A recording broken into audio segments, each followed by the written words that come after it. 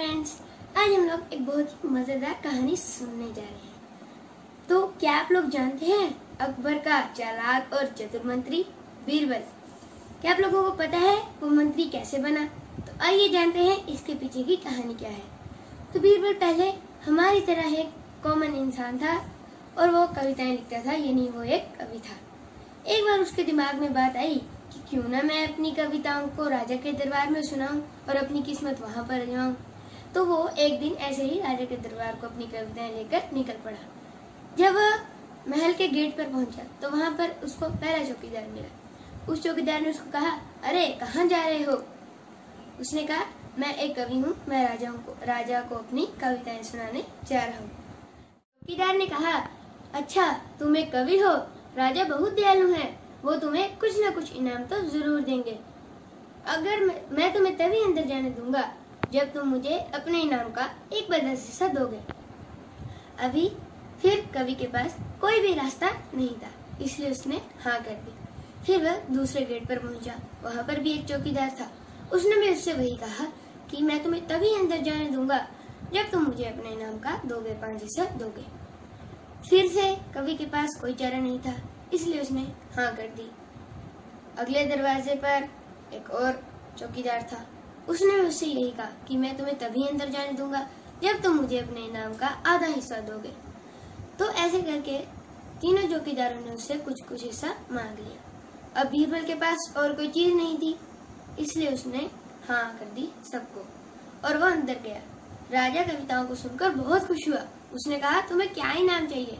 तो बीरबल ने इनाम मांगा 100 थप्पड़। राजा हैरान था, आप और हम भी हैरान हैं। क्या आप हैरान हो कि बीरबल ने ऐसा इनाम क्यों मांगा? क्योंकि बीरबल जानता था कि उसके इनाम का सारा हिस्सा तो चौकीदारों में ही बन जाएगा। आइए जानते हैं कैसे। तो पहले चौकीदार ने बीरबल से इनाम का 1/10 हिस्सा मांगा था, यानी 100 का 1/10 इजिकल टू 100 गुना 1/10 बराबर है 10, यानी पहले चौकीदार को मिले 10 थप्पड़। दूसरे चौकीदार ने बीरबल के इनाम का 2/5 हिस्सा मांगा था। 100 का 2/5 यानी 100 गुना 2/5 बराबर है 40, यानी दूसरे चौकीदार को मिलेंगे 40। अब तीसरे वाले ने सबसे ज्यादा यानी आधा हिस्सा। अब 100 का आधा कितना होगा? 100/2 यानी बराबर है 50। तो अगर हम तीनों को जोड़ें तो उनका मिलाकर देखते हैं कितना बनता है और बीरबल के पास इनाम का कितना हिस्सा आया। तो पहले चौकीदार का 10, दूसरे का 40 और तीसरे का 50। तीनों को जोड़कर हमारे पास उत्तर आता है 100, यानी बीरबल को इनाम का कुछ भी हिस्सा नहीं मिला, इसलिए उसने थप्पड़ों का इनाम मांगा। जैसे कि हम लोग पहले ही जानते थे कि बीरबल बहुत चतुर और चालाक था। उसने अपनी चतुराई से यह पहले ही पता कर लिया था कि उसे इनाम का कोई भी हिस्सा नहीं मिलेगा, इसलिए उसने इनाम में 100 थप्पड़ मांगे।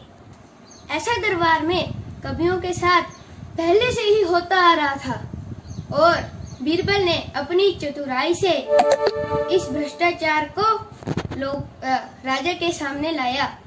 और फ्रेंड्स, इस कहानी से हमें यह पता चलता है कि जीवन में आने वाली कठिनाइयों का सामना हमें सूझबूझ और समझदारी से करना चाहिए। पर लेकिन फिलहाल आप हमारी वीडियो को एंजॉय कीजिए and thank you for watching.